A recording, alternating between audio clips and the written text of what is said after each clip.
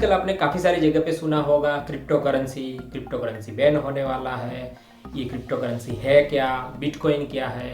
एक जगह पे आयुष्मान खुराना टीवी पे आके बोलते हैं अरे ले लो यही फ्यूचर है, अगर ये आप अभी नहीं लोगे तो आपका इनाम पड़ोसी ले जाएगा। और दूसरी जगह हमारी गवर्नमेंट है वो हर रोज़ बोलती है कि क्रिप्टो करेंसी को हम बैन करने वाले। तो कंफ्यूजन ये है कि एक्चुअली रियलिटी क्या है। साथ में और भी काफ़ी सारे लोगों के ये सवाल है कि भाई ये क्रिप्टो करेंसी क्या है, बिटकॉइन क्या है, इसका यूज़ कैसे होता है। तो सारी चीज़ें आज मैं इस वीडियो में कवर करने वाला हूँ। सबसे पहले हम बात करेंगे कि क्रिप्टो करेंसी है क्या। हमारे पास आज तक कैसा होता था कि फिजिकल कैश होते थे, जैसे कि 10 रुपये का नोट, 20 रुपये का नोट, 50 रुपये का नोट, चाहे वो हमारे हाथ में हो या बैंक में हो या हम इंटरनेट पे पेमेंट करें, ठीक है। लेकिन ये होती थी फिजिकल करेंसी। अब क्या हुआ है कि इंटरनेट के समय पे ये सारी चीज़ें धीरे धीरे बदलने वाली है। कैसे? क्योंकि होता क्या है कि अभी हम कहीं पे भी ऑनलाइन सेलिंग या ऑनलाइन परचेस करते हैं तो हमारे पास जो भी पैसे हम देते हैं वो हम देते तो फिजिकल है, लेकिन जाते हमारे बैंक के थ्रू, हम डायरेक्टली नहीं देते। ये बात अलग है कि फ्लिपकार्ट का बंदा अगर आपके घर पे आएगा तो आपको फिजिकल कैश दोगे, लेकिन आपने ऑनलाइन पेमेंट की बात सुनी है तो ऑनलाइन पेमेंट में भी कैश तो आपका फिजिकली जाता है, राइट। अब ये जो डिजिटल करेंसी है वो कैसी है कि इंटरनेट की दुनिया में अब ये सब करेंसी की जगह अगर डिजिटल करेंसी आती है तो वो जो करेंसी है वो तो अपने नॉर्मली रुपया पैसा बोलते हैं वैसा ही वो करेंसी है, लेकिन इतना समझ लो क्रिप्टो करेंसी मतलब डिजिटल करेंसी जे रियल में नहीं है। रियल में मतलब आपको कोई बोलेगा लो ये 2 बिटकॉइन ले लो, ऐसे बिटकॉइन का कोई कॉइन नहीं है, वो एक डिजिटल है। जैसे कि आप फेसबुक है तो आप किसी को बोलते हैं लो ये मेरा फेसबुक है, ये मैं आपको दे रहा हूँ, दे सकते हो नहीं, वर्चुअल है ना। वैसे ही ये करेंसी भी वर्चुअल है। अब आते हैं सेकंड पॉइंट पे कि ये क्रिप्टो करेंसी का नाम क्रिप्टो करेंसी क्यों है, क्यों ऐसा। जैसे कि भारत में है तो रुपया बोलते हैं उसको, यूएस में जाएंगे तो डॉलर बोलते हैं, दुबई में जाएंगे तो दिनार बोलते हैं। तो इसको क्रिप्टो करेंसी ही क्यों बोलते हैं, क्यों कोई और इन्होंने नाम नहीं दिया, क्यों फेसबुक करेंसी नाम नहीं दिया, क्यों इन्होंने व्हाट्सअप करेंसी नाम नहीं दिया। क्रिप्टो करेंसी जब सॉफ्टवेयर की बात आती है, ऑनलाइन की बात आती है, तो सबसे पहले इंपॉर्टेंट क्या आता है, सिक्योरिटी, कि ये सॉफ्टवेयर कितना सिक्योर है, इसमें कितने ट्रांजैक्शन है। और ऊपर से ये तो करेंसी का मामला है, मतलब पैसों की बात है, तो सिक्योरिटी तो होनी ही चाहिए। अब सॉफ्टवेयर के मामले में जो भी सिक्योरिटीज़ वगैरह होती है ना, उसका एक जनरल फॉर्म होता है जिसको बोला जाता है एनक्रिप्शन। आपने आजकल व्हाट्सअप पे ऐड आती है टीवी पे व्हाट्सअप की कि भाई आपके message end to end encryption, कोई नहीं पढ़ सकता। जो भी आप लॉक लगाते हो तो उसको नॉर्मल भाषा में बोल दो कि एनक्रिप्ट हो रहा है। अगर वो लॉक आप ओपन करते हो तो उसको बोलते हैं डिक्रिप्ट, एनक्रिप्ट डिक्रिप्ट। तो अब करेंसी सिक्योरिटी के मामले में ये जो सब कंसेप्ट है वो कंसेप्ट आते हैं क्रिप्टोग्राफी में। ये जो क्रिप्टोग्राफी के बाद उसमें अलग अलग लेयर की सिक्योरिटीज़ होती है कि भाई इसमें कितने लेवल की सिक्योरिटी, ये एल्गोरिथम है, आपने सुना होगा कि 4 लेवल की सिक्योरिटी, ये एल्गोरिथम वो एल्गोरिथम। तो वो सब जो क्रिप्टोग्राफी वर्ड है इसके ऊपर से ये वर्ड लिया हुआ है क्रिप्टो, और दूसरा हमारा है करेंसी, इसके ऊपर से बना है क्रिप्टो करेंसी। 2 कंसेप्ट तो हो गए कि भाई क्रिप्टो करेंसी क्या है और क्रिप्टो करेंसी इसको क्यों बोलते हैं। अब सबसे मोस्ट इंपॉर्टेंट है कि ये जो क्रिप्टो करेंसी है उसका यूज़ कहाँ पे होता है। आजकल इतना सारा छाया हुआ है कि ये सब है।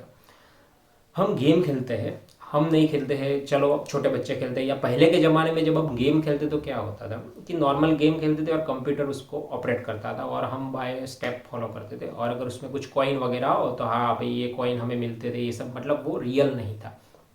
अब क्या हुआ है, आपने आए दिन न्यूज़ में सुना होगा कि बच्चे ने पबजी गेम के अंदर 1 लाख रुपए गंवा दिए। ये जो काफ़ी सारे जो ड्रीम इलेवन वगैरह जो गेम्स है उसके अंदर वो लोगों ने इतने पैसे उड़ा दिए। अब सवाल ये है कि इसमें आप जो पेमेंट करते हो वो पेमेंट आप बैंक से करते हो, ठीक है, मतलब आपकी करेंसी है, लेकिन वो पेमेंट जाता कैसे है। बैकएंड में वो जो पेमेंट है वो जाता, आपका पेमेंट करेंसी है जो आपकी, उसके बाद वो कन्वर्ट होता है एक क्रिप्टो करेंसी में। पबजी के अंदर क्या होता है, आप जो भी जैसे कि उसमें बोलते हैं गन खरीदते हैं, ज़मीन खरीदते हैं, वो सब जो खरीदते हो आप, वो क्या होता है, आप जो रियल कैश है उसको आप देते हो, उसके बदले में वो सामने जो भी पार्टी है उसके पास जाएंगे, उससे पहले उसको जो सॉफ्टवेयर या गेम है वो जो भी टेक्नोलॉजी यूज़ करती होंगी क्रिप्टो करेंसी की, उसमें वो कन्वर्ट हो जाते हैं, और कन्वर्ट होने के बाद उसका जो फॉर्म ऑफ मोड है उसमें उसको मिलता है। तो बैकएंड में ये क्रिप्टो करेंसी का ही लेन देन है। तो जाने ना अनजाने सब लोग क्रिप्टो करेंसी तो यूज़ करते ही है। ये कंसेप्ट बहुत बड़ा है क्योंकि जो गेम वगैरह है आज हम खेलते हैं, पहले ऐसा नहीं था। अभी क्या हुआ है, आप अगर यहाँ पे भी कोई बैठ के गेम खेल रहे हो तो आप यहाँ पे बैठ के रियल वर्चुअल है, सामने भी कोई रियल बंदा ही होगा जो खेलता होगा। बीच में जो लेन देन होती है, जो पैसा वगैरह जाता है, वो एक क्रिप्टो करेंसी के थ्रू जाता है। अब क्रिप्टो करेंसी जो बनी है वो टेक्नोलॉजी है ब्लॉकचेन। तो ये सब अलग कंसेप्ट है, लेकिन इतना समझ लो कि ये जो ऑनलाइन ट्रांजेक्शन्स होते हैं, गेम्स होते हैं, आने वाले समय में आपने मेटावर्स का नाम सुना होगा अभी फेसबुक, तो फेसबुक में भी आने वाले समय में जो मेटावर्स के कंसेप्ट पे पूरी एक वर्चुअल वर्ल्ड आने वाला है। इसका बेस्ट एग्जांपल सेकंड लाइफ करके गेम है, ये वो आप देखिएगा, मैं उसकी लिंक डिस्क्रिप्शन में डालूंगा, वहाँ से आप देख लीजिए वो किस तरीके से काम करने वाला है। तो वहाँ पे एक्चुअली इसकी ज़रूरत पड़ने वाली। अब इम्पोर्टेंट टॉपिक पे आते हैं कि ये जो डिजिटल करेंसी है इसका यूज़ कहाँ पे होने वाला है और इसका फ्यूचर क्या है, मतलब कि इसमें क्या होने वाला है भविष्य में। अभी हम जो यूज़ करते हैं, अभी तो जैसा कि मैंने बताया कि बैकएंड में तो ऑलरेडी ये गेम्स वगैरह में तो इसका यूज़ हो ही रहा है, लेकिन हमारे साथ इसका यूज़ ऑफिशियल कब होगा मैं बता देता हूँ। अभी आप पेटीएम यूज़ करते हैं, मोबीक्विक वगैरह यूज़ करते हैं, हम ट्रांजेक्शन ये सब एप्लीकेशंस के थ्रू आजकल ज़्यादा करते हैं। इवन अभी आया था कि आजकल लोग आईपीओ वगैरह इतने सारे ज़्यादा बढ़ रहे हैं जितने पहले नहीं थे। तो ये सब जो ट्रांजेक्शन होते हैं हम बैंक से तो अब करते नहीं है, भले हमारा अकाउंट बैंक में, हमारा पैसा बैंक में है, लेकिन हम ट्रांजेक्शन किसके थ्रू करते हैं, पेटीएम के थ्रू करते हैं, मोबीक्विक के थ्रू करते हैं, एबिक्स कैश के थ्रू करते हैं। क्यों? क्योंकि हमें कैशबैक मिलता है। अब सवाल ये है कि ये लोग हमें कैशबैक देते क्यों हैं। आने वाले समय में क्या होने वाला है कि ये जो है अभी हम जो करेंसी यूज़ कर रहे हैं वो तो ये बैंक के थ्रू, इनके थ्रू बैंक में रीडायरेक्ट होता है, लेकिन ये सब जो करेंसी है इसके बाद पेटीएम क्या करेगा कि ये सब भविष्य में बैंक बनेंगे। कैसे बनेंगे? अभी हम पैसा है हमारा उनके वॉलेट में, वो बोलते हैं कि भाई हमारे वॉलेट में रखिए। जैसे आप हमारे पैसे बैंक में रखते हैं तो बैंक हमें क्या देता है, इंटरेस्ट देता है। सेम ये लोग क्या करते हैं, आप उनके वॉलेट में पैसा रखो, आपको ऑफर दिया जाएगा। तो ये ऐसा करना चाहते हैं कि आप जितने ज़्यादा ट्रांजेक्शन उनके थ्रू करेंगे उतना फ्लो उनके साथ आएगा। फिर ये क्या करेंगे, धीरे धीरे जब डिजिटल करेंसी आएगी तो वो अपनी करेंसी को इंट्रोड्यूस करेंगे। उसके बाद वो क्या बोलेंगे बैंक वालों को कि भाई देखो ट्रांजेक्शन तो हमारे थ्रू हो रहे हैं, सारा काम तो हम कर रहे हैं, फिजिकल कैश की तो ज़रूरत नहीं है। लोग चाय पीने जाते हैं या कहीं दवाई खरीदते हैं, 10 रुपये की चीज़ भी वो तो ऑनलाइन ही खरीदते, तो आप फिजिकल कैश की तो ज़रूरत ही नहीं है। अब जो भी पैसे हो तो हम यूज़ कर ही रहे हैं, हमारी टेक्नोलॉजी है, हमारा ही कॉइन। अब चाहे हम ऑनलाइन पेमेंट करते हैं, चाहे डॉलर में करें या रुपए में करें, क्या फ़र्क पड़ता है। आपने कभी बोला कि कलो भाई ये रुपीस की बदले में अगर हम बिटकॉइन में करेंगे, आपको तो खरीदना है और बेचना ही है। तो यहाँ पे सबसे बड़ा खतरा आता है बैंक वालों को कि बैंक वालों का कोई रोल नहीं रहता है। तो धीरे धीरे ये जो पेटीएम, मोबीक्विक, ये जो एबिक्स कैश, ये सब हमारे लिए बैंक बनने वाले हैं। ये लोग ऐसे ही आपको फ्री में नहीं दे रहे। हम पहले इंटरनेट के जब शुरुआत हुई थी तो हम ट्रांजेक्शन कैसे करते थे, कार्ड की डिटेल एंटर करते थे, उसके बाद नेट बैंकिंग आया, उसके बाद यूपीआई आया। अभी ज़्यादातर लोग यूपीआई का यूज़ करते हैं, शायद कार्ड को तो बहुत कम लोग यूज़ करते हैं एक्सेप्ट कि क्रेडिट कार्ड।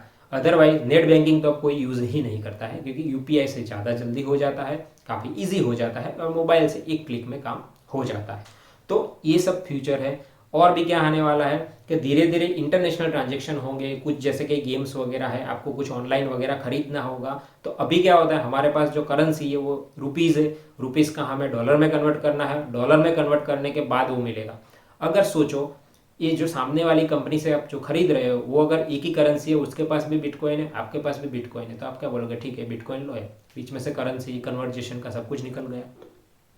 ये फीचर है। और भी बहुत सारे फीचर आने वाले हैं, लेकिन ये इतना बड़ा टॉपिक है कि मैं यहाँ पे डिस्क्राइब करूँगा तो वीडियो बहुत लंबा हो जाएगा। अब आते हैं कि आपने बता दिया कि भाई ये सब फ्यूचर तो है कि आने तो वाला है।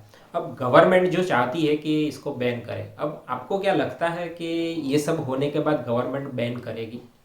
एक्चुअली गवर्नमेंट को भी पता है कि इसके फ़ायदे कितने हैं, साथ में नो डाउट गैरफायदे भी है, लेकिन फ़ायदे ज़्यादा है और फायदे हर चीज़ के होते हैं। तो यहाँ पे अब गवर्नमेंट को ये तो पता चल चुका है कि इसको बैन तो नहीं कर सकते, क्योंकि यूएस में ऑलरेडी क्रिप्टो करेंसी को एज ए एसेट्स मानते हैं, जो भी आप करते हो उसमें वो टैक्स लगाते हैं। गवर्नमेंट को पता है कि भाई देखो अगर इनको परमिशन नहीं देंगे तो ये तो चलने ही वाला है, क्योंकि इंटरनेट पे आप कंट्रोल नहीं कर सकते। इसीलिए गवर्नमेंट ये सोच रही है कि इसको बैन करने की बजाय इसके ऊपर हम कंट्रोल कर सकते हैं, क्योंकि गवर्नमेंट का काम क्या है, कौन कहाँ से पैसा कमा रहा है वो सिर्फ ढूंढना है और उसके ऊपर टैक्स लगाना है। अभी फिलहाल गवर्नमेंट को ये तो पता चल चुका है कि लोग कमा रहे हैं इलीगली। अभी न्यूज़ में आया था कि इंडिया के करीब 150 करोड़ रुपए क्रिप्टो करेंसी में इन्वेस्ट है। लीगली देखने जाए ये जो एप्लीकेशन के थ्रू तो 1% है, अदरवाइज सारे है इन्वेस्ट। लेकिन क्या करें, नियम तो है नहीं। तो इसीलिए गवर्नमेंट यही बार बार बता रही है कि हम बैन करेंगे बैन करेंगे, लेकिन बैन क्यों नहीं करते, इसका रीज़न यही है कि उनको भी पता है कि ये गलत नहीं है, इसको कंट्रोल करना ज़रूरी है। क्योंकि अगर कंट्रोल नहीं करेंगे तो कोई भी डायरेक्टली कहीं से भी बनाएगा और ले जाएगा। तो ये एक इम्पॉर्टेंट पॉइंट है। अब आते हैं कि इससे नुकसान सबसे ज़्यादा किसको होने वाला है। इससे नुकसान सबसे ज़्यादा अगर कोई होने वाला है तो बैंकिंग सेक्टर और फाइनेंस वालों को होने वाला है। क्योंकि देखो, डिजिटल करेंसी है, फिजिकल कैश है नहीं, तो बैंक का रोल क्या है, हम पेटीएम से खरीदते हैं, पेटीएम को पैसा देते हैं, उनके वॉलेट में रखते हैं, पेटीएम वाला सामने वाले को देता है। तो जब बैंक वाले बोलेंगे तो वो ये लोग सवाल ये भी कर सकते हैं कि भाई आपकी ज़रूरत ही कहाँ पे है, हम लोन भी दे रहे हैं, हम अकाउंट भी खोल के दे रहे हैं, उनका हमारे पास उनकी डिपॉजिट भी रहती है वॉलेट में, हम उनको ऑफर्स भी दे रहे हैं, आपकी ज़रूरत कहाँ पे है। तो सबसे ज़्यादा खतरा है बैंक वालों को। दूसरा आता है फाइनेंस और सीए वगैरह लोगों को। अभी होता क्या है कि ये जो नोट है, जानो कि 20 रुपये का नोट है हमारे पास, ठीक है, तो ये 20 रुपये मैंने मेरे बाजू वाले बंदे को दिए, उसने मुझे 20 रुपये वापस दिए। हुआ क्या, कुछ भी नहीं, 20 रुपये मैंने दिए, उसने वापस दिए। डिजिटल में क्या होता है, ये 20 रुपये जो मैंने दिए ना, तो वो जो कॉइन होता है ना, उसके ऊपर एक यूनिक नंबर होता है। सामने वाला जो मुझे 20 रुपये वापस करेगा, अगर वो दूसरा यूनिक नंबर होगा ना, तो मैच हो जाता है कि दो अलग अलग ट्रांजेक्शन है। सिक्योरिटी तो वहाँ पे भी है, ऊपर से इससे ज़्यादा है, लेकिन इन सब लोगों का रोल कट जाता है वहाँ पे। गवर्नमेंट क्या चाहती है, एक ऐसे सिस्टम बनाई जाए जिसमें उनका होल्ड हो, उनको पता चले कि कौन सी चीज़ कहाँ से जा रही है। तो ये सब जो लोग हैं, सीए लोगों का काम क्या है, गवर्नमेंट के लिए जो सीए काम करते हैं उनका काम है जाओ ढूंढ के ले आओ कौन कहाँ से पैसा कमा रहा है, उसके बाद हम टैक्स लगाएंगे। प्राइवेट कंपनी और जो पर्सनल जो सीए है उनका काम क्या है, गवर्नमेंट को ये दिखाना है कि मैं कुछ भी नहीं कमा रहा हूँ। ये सिंपल कॉमन है, वैसे सीए का काम और भी होता है, मैं सिर्फ ऐसे ही बता रहा हूँ, लेकिन ये सब होता है। तो ये तो आप समझ गए होंगे इतने के बाद कि भाई इसका फ्यूचर तो बहुत है आने वाले समय पे, तो इसको बंद तो नहीं होने वाला है। ये बात अलग है कि इसको रिस्ट्रिक्शन जरूर लगाएंगे। दूसरा, ये जो बताते हैं कि रिस्ट्रिक्शन होगा, ये हर साल आता है, हर साल आता है। इसका करेंसी का रेट डाउन होता है, कमाने वाले लोग खरीद लेते हैं, जब बढ़ता है उसको बेच देते हैं। ये पिछले 1 साल से तो मैं खुद देख रहा हूँ, और 1 साल से मुझे ऐसा लग रहा है कि मैंने यहाँ पे आने में देर कर दी। मुझे और भी लगता है कि अगर मैं थोड़ा पहले आया होता तो आज कहानी कुछ और होती। अब आते हैं कि इसको कैसे लेते हैं, मतलब इसका बाइंग और सेलिंग कैसे होता है। अभी जैसे कि करेंसी तो है नहीं हमारे पास, अगर हमें लेनी है तो इसके लिए जैसे इंडिया में कैसे एनएससी और बीएससी शेयर मार्केट के लिए, तो यहाँ पे भी काफ़ी सारी कंपनियाँ, मतलब कि इसमें क्या, गवर्नमेंट तो कभी कहीं इन्वॉल्व है नहीं, तो जो बड़ी बड़ी कंपनियाँ हैं जो काफ़ी सारा इन्वेस्ट किया है, उन्होंने खुद की एक्सचेंज बनाई हुई है इंटरनेशनल लेवल पर। इंडिया की वजीरेक्स करके है जो एक रिलायबल है, मैं खुद भी उसको यूज़ कर रहा हूँ काफ़ी टाइम से और बहुत अच्छी है। तो एक वजीरेक्स करके, उसकी मैं लिंक वगैरह नीचे डाल दूंगा, आपको सिर्फ उसको ओपन करना है वो लिंक से और अकाउंट बना देना है। अकाउंट बिल्कुल फ्री ऑफ होता है। उसके साथ में दूसरे 1-2 एप्लीकेशन के दूंगा, वो सारे काम बना दीजिएगा, आपको भविष्य में इससे फ़ायदा होगा। अब आते हैं कि इसमें क्या है कि आपको नॉर्मली आपको पैसे ट्रांसफ़र करने हैं और उसके बाद आप वहाँ से खरीद सकते हैं। ये टॉपिक अगर ऐसा होगा तो मैं कोई और वीडियो में बनाएंगे, लेकिन ये सिंपल है, आप जैसे शेयर मार्केट है वैसे ही आप उसको ले बेच कर सकते हैं। अब मैं पहले क्यों बता रहा हूँ आपको कि 2014 में जब फ्लिपकार्ट ने सेल किया था ना, उस टाइम इतना पॉपुलर नहीं था। तो न्यूज़ में आया था कि भाई फ्लिपकार्ट और स्नैपडील करके जो वेबसाइट थी, उस टाइम शायद अमेजोन की एंट्री नहीं हुई थी, 1200 करोड़ रुपए का उन्होंने सेल किया था। लोगों को दिमाग में ऐसा होगा कि 1200 करोड़ का, एक जगह पे मंदी थी। सवाल ये हुआ कि इन्होंने 1200 करोड़ कमा लिए। अब उन्होंने जब कमाए ना, तो उसके साथ जब कंपैरिजन हुई थी ना, तो प्रॉब्लम कहाँ पे था, वो लोग इतनी सारी सस्ती और इतने सारे ऑफर्स दे रहे थे ना कि दूसरे जो नॉर्मल लोग थे जो सालों से कर रहे थे वो दे ही नहीं पा रहे थे। फिर थोड़े टाइम बाद क्या न्यूज़ आया पता है, कि अब से गवर्नमेंट ने ऑनलाइन सेलिंग के ऊपर टैक्स लगाना शुरू किया है। तो इसका मतलब क्या हुआ पता है, कि सेम चीज़ ऑनलाइन जो बेचते थे ना, उनको वो टैक्स पे ही नहीं करना था, और जो दुकान वाले थे ना उनको टैक्स पे करना था। ऐसा क्यों, क्योंकि वो चीज़ नहीं थी, गवर्नमेंट को पता ही नहीं था। तो यहाँ पे भी सेम ऐसा है, गवर्नमेंट को अभी इसमें नियम बनाने वाली है नहीं, तो अभी काफ़ी लिबरल है चीज़ें। आप चाहे तो अभी एंट्री लेके कमा सकते हैं, क्योंकि हर साल आपने सुना होगा कि भाई करेंसी अप डाउन होती है। अभी बोले कि बिटकॉइन बंद हो जाएगा, तो इससे क्या होगा, डाउन हो जाएगा, उसके बाद लोग खरीद लेंगे जो खरीदने वाले हैं, उसके बाद उसको बेच देंगे। तो मतलब है जो पहले आके जो फ़ायदा उठा सकता है सिस्टम का वो कमा सकता है, क्योंकि इंडिया में 130 करोड़ लोग हैं। 130 करोड़ लोगों की जब नज़र पड़ेगी तो आपके हिस्से में क्या बचेगा। डिसाइड आपको करना है कि आपको आम जनता की तरह सिर्फ आम खाना है या स्मार्ट बन के काजू बादाम खाना है। वीडियो को लाइक करिएगा और आने वाले समय में मैं इसके ऊपर क्रिप्टो करेंसी के रिलेटेड और भी वीडियोस बनाने वाला हूँ। अगर वीडियो पसंद आया है तो लाइक ज़रूर करिएगा, चैनल को सब्सक्राइब कर दीजिएगा। दूसरे वीडियोज़ में बहुत जल्द मिलेंगे, तब तक के लिए टेक केयर।